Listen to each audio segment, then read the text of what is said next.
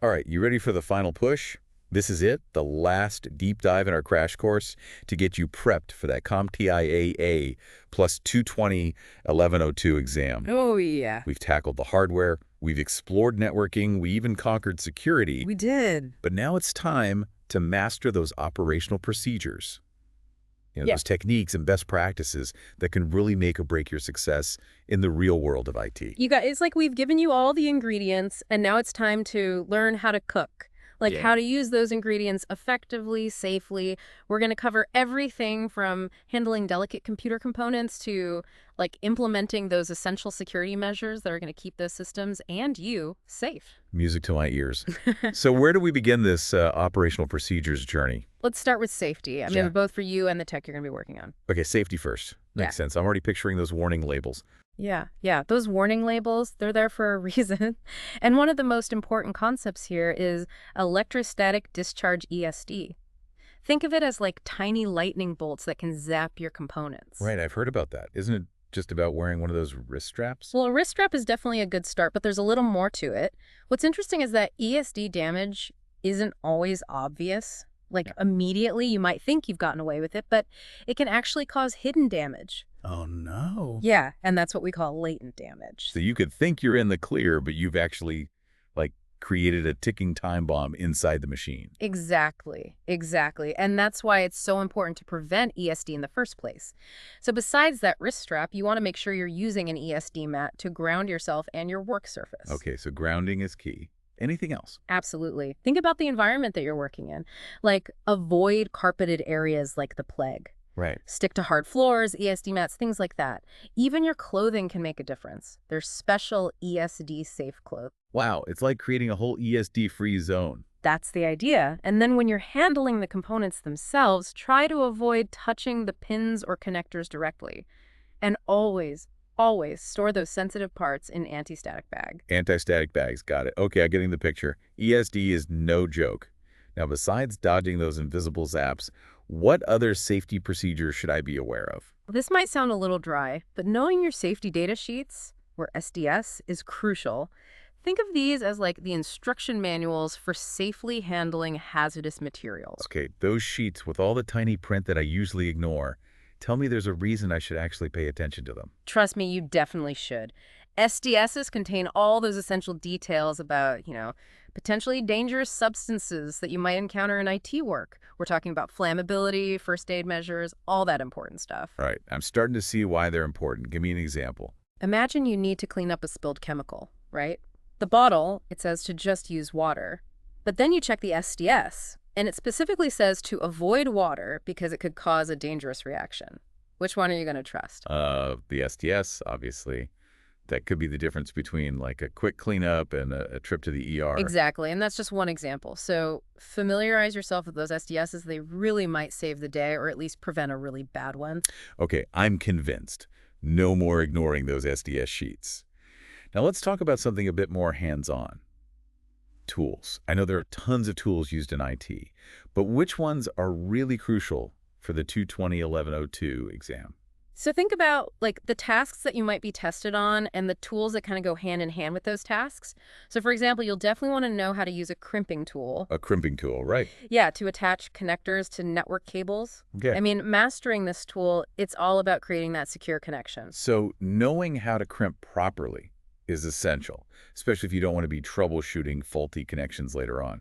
Exactly. What else? Next up, the network tester. This handy tool checks cable continuity. It helps you pinpoint those wiring problems that can cause so many headaches. Being able to identify those hidden cable gremlins sounds like a lifesaver, especially if you're under pressure. What's next on our tool list?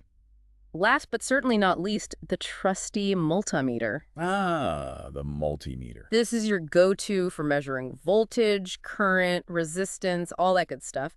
Imagine a question on the exam, something like, you suspect a power supply issue. Which tool will help you determine if the voltage output is within the acceptable range? Okay, that's a no-brainer. The multimeter. I'm sensing a pattern here. Knowing how to properly use these tools is just as important as being able to identify them, right? You're absolutely right. The exam isn't just about theory. It's about gauging your real-world skills. Speaking of real-world skills, let's dive into some common operational procedures you might encounter. Bring it on. I'm ready to tackle some real-life scenarios. Let's dive into some common operational procedures. You might encounter these in the real world and, more importantly, on the 220-1102 exam. So imagine this. You walk into work and suddenly everyone's frantically waving their hands because the network is down. What's your first move? Oh man, that sounds stressful. Yeah. I'd probably start by panicking a little bit. You and me both. Yeah. But seriously, this is where that cool-headed six-step troubleshooting methodology comes in. Remember, the exam loves to test your ability to follow this process logically. Okay, right. No more on-the-spot, frantic clicking. So walk me through those 6 steps. What's the first thing I should do in our network down crisis? So step 1 is all about identifying the problem. Don't jump to conclusions just yet. You know, it's like detective work. You need to gather all the clues first. What error messages are you seeing? Who's impacted by this? Has anything changed recently in the network setup? So instead of just assuming it's the router, I actually need to ask some questions and narrow down the possibilities. Exactly. It's like when my printer acts up and then it turns out it wasn't even plugged in. Exactly. Once you've got a good grasp of what's going on, it's time for step 2.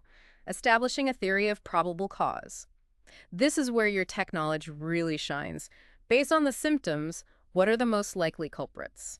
Okay, so in our network down scenario, maybe it's a faulty switch, a disconnected cable, or even like a rogue DHCP server causing IP address conflicts. Yes. It's about prioritizing the potential issues. Spot on. Now, step 3 is where you put those theories to the test. Time to roll up your sleeves and do some diagnostics. I'm picturing myself running command line tools like a pro. You got the spirit. And remember those essential commands we talked about before? Ping is your best friend for checking that network connectivity. ipconfig can give you all those IP configuration details, and tracert, that helps map out the route that your data takes. You can pinpoint any bottlenecks along the way. Right, and don't forget about Nest Lookup, which helps diagnose those pesky DNS issues. Absolutely. Those tools, they're like your detective's magnifying glass, revealing all the hidden clues. Now, once you've identified the root cause, step 4 kicks in. Establish a plan of action. Time to fix it. So I decide if I need to replace a faulty component, maybe adjust some network settings, or even, call for backup if it's a more complex issue. Exactly. But don't just rush into action just yet. Before you make any changes, step 5 is all about verifying that your solution isn't going to create any new problems. Always double check those settings, configurations, any compatibility issues, just to be safe. That's a really good point. The last thing you want to do is create a new problem while you're trying to fix the original one. It's like that old saying, measure twice, cut once. Couldn't have said it better myself. Yeah. And finally, once everything is back up and running smoothly, resist the urge to just breathe a sigh of relief and move on. Wait, there's more. What's step 6? Documentation. This step is often overlooked, but it is absolutely crucial for future success.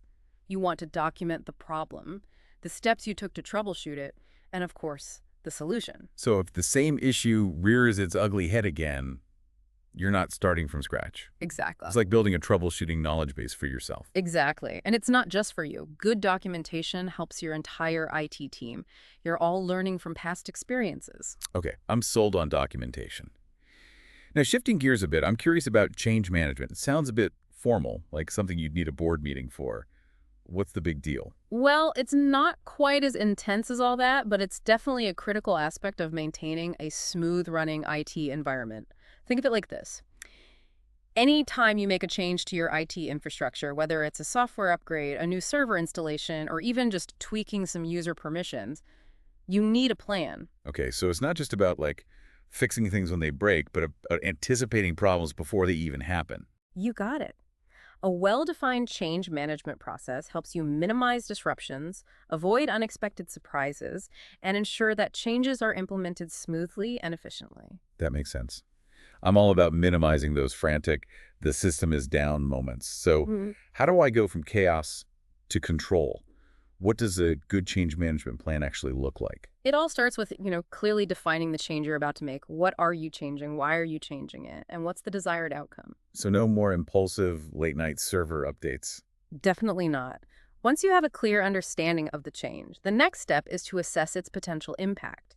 What are the risks involved? Could this change disrupt users, create security vulnerabilities, maybe conflict with other systems? That sounds like a healthy dose of risk assessment, something I should probably do more often in life, actually. It's a valuable skill, both in IT and in life. Like, Speaking of valuable skills, let's talk about testing. oh, right, like those practice exams I should be taking. Exactly. You'd never walk into a big exam without practicing, right? The same goes for IT changes.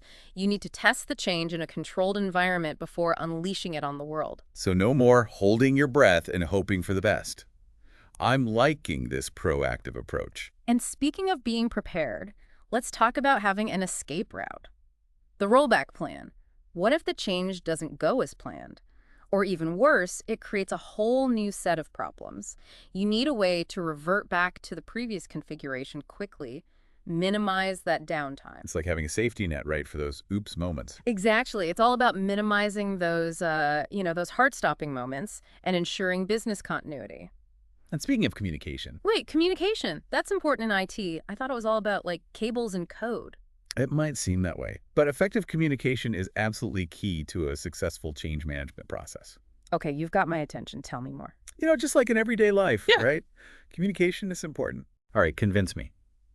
Why is communication so critical in this world of, like, bits and bytes? Well, think about it. A poorly communicated change, it can lead to so much confusion, frustration, maybe even resistance from the people who are most affected by it, the users. Okay, I can see how that would be a problem. Nobody likes to be left in the dark when things start changing around them. So what's the best way to avoid that? Keep all stakeholders in the loop. Inform them throughout the entire process, That includes the users who might be impacted, the management team that needs to approve it, even other IT staff who might need to support these changes. So it's about transparency and making sure everyone's on the same page. Exactly.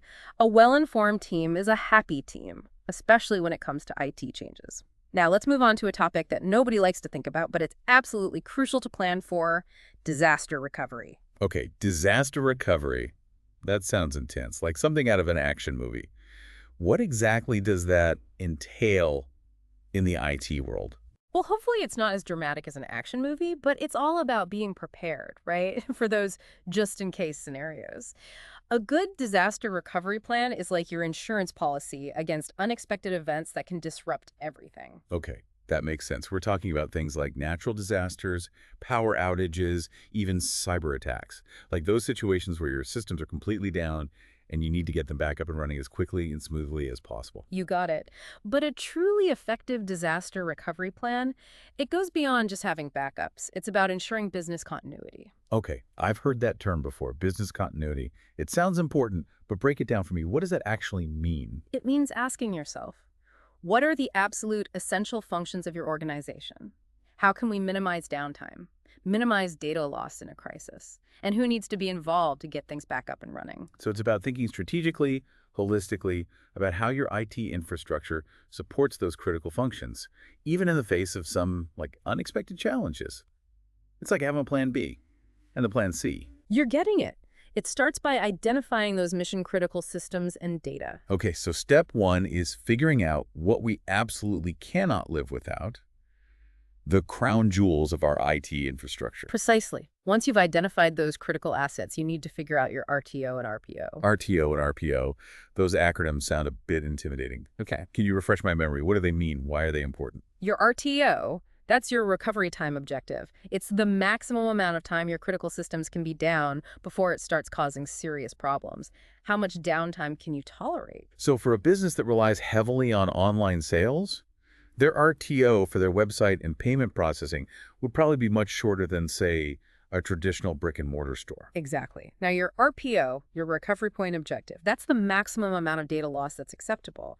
How much data can you afford to lose? Okay, so for a financial institution that's dealing with sensitive customer transactions, their RPO would be incredibly tight. Exactly. Different businesses, they have different tolerances for risk, different data sensitivity needs, and that's why defining your RTO and RPO is absolutely critical. This is starting to feel a lot like that risk assessment we discussed earlier. You're right, there's definitely a connection. And just like with change management, having a well-defined plan is crucial for disaster recovery. You don't want to wait for an actual disaster to realize that your backups are outdated, or your recovery procedures are missing, or your team doesn't know what to do. It's like that old saying, it's better to have it and not need it than to need it and not have it. Right. Couldn't have said it better. Yeah. Now, once we've defined those objectives, we can start exploring different strategies. Okay, so what are some common approaches to disaster recovery planning? There are several paths you can take. The best approach often involves a combination of different methods. One common strategy is setting up off-site backups. That makes sense. Having a copy of your data in a separate location, it's a smart move if your primary data center goes offline. Exactly. You want to make sure your data is safe and sound. Another strategy is to have redundant systems in place. Redundancy. That's like having a backup generator for your backup generator. But seriously, I'm guessing that means having duplicate systems up and running, ready to take over if the primary ones fail. You got it.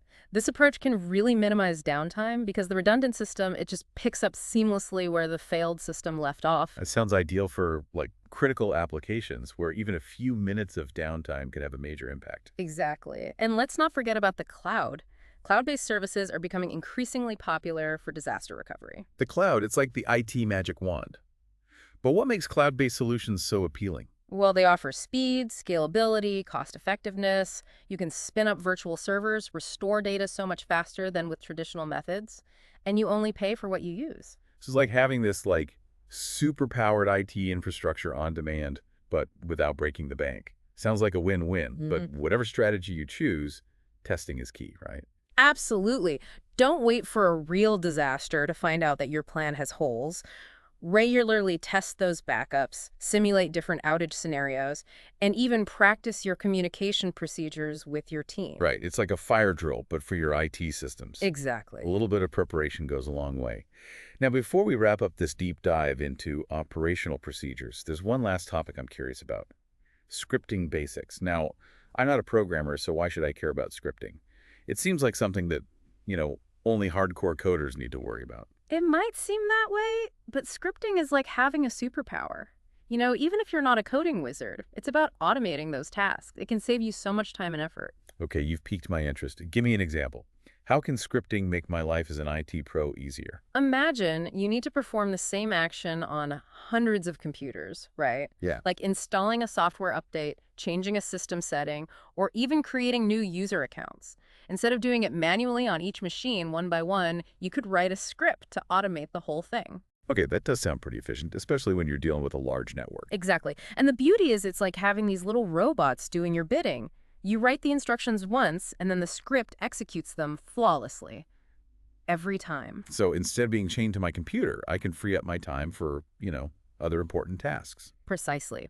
Plus, automation helps eliminate the risk of human error, making sure that those repetitive tasks are done correctly every single time. Okay, I'm starting to see the appeal. But with all these different operating systems out there, are there different scripting languages I need to learn for each one? That's a great question. Yes, there are different scripting languages, each with their own little quirks. But the good news is that the fundamental concepts are often quite similar. For Windows, you'll want to know batch scripting that uses .bat files and PowerShell, which uses .ps1 files. PowerShell is like super powerful for managing those Windows systems, and it's very likely that you'll see questions about it on the 220-1102 exam. So brushing up on those PowerShell skills is definitely a good idea. What about other operating systems like Mac OS and Linux? For those systems, you'll want to get comfortable with bash scripting. Those use sh files. Bash is really versatile, widely used in the Linux world. Got it. So I need to add Learn Bash scripting to my ever-growing to-do list. But before I dive headfirst into the world of automation, can you give me a quick rundown of some basic scripting concepts? Of course, all scripting languages, no matter what flavor they are, they involve a few key concepts. You got your syntax, your variables, and your control structures. Okay, so syntax, variables, and control structures. Those are the building blocks of scripting. It still seems a bit abstract, though. How about a real-world example? Let's say you need to create user accounts for a new batch of employees. Could be tedious, right? You could write a script that prompts you for each employee's information. Things like their name, their department, phone number, all that. Then it uses variables to store that information. The script automatically creates those accounts, sets the right permissions, even sends a personalized welcome email. Okay, that's actually really impressive. It's like having your own personal assistant, but for automation. Exactly. And the more you learn, the more you can automate. All right, I'm convinced. Scripting is definitely a superpower worth having. I'm ready to dive in and start automating everything. That's the spirit. And remember, there are tons of resources available online to help you. Perfect. I'm feeling inspired and ready to conquer these automation challenges. That's fantastic. I think we've covered a lot of ground in this deep dive into operational procedures, everything from basic safety to advanced scripting. I couldn't agree more. This deep dive has been incredible, and I feel much more prepared to tackle the 220-1102 exam. That's what we like to hear. Remember, this is just the beginning. Keep exploring, keep learning. You got it. And to our listeners, thanks for joining us on the deep dive. We're here to help you navigate this exciting world of IT, one deep dive at a time.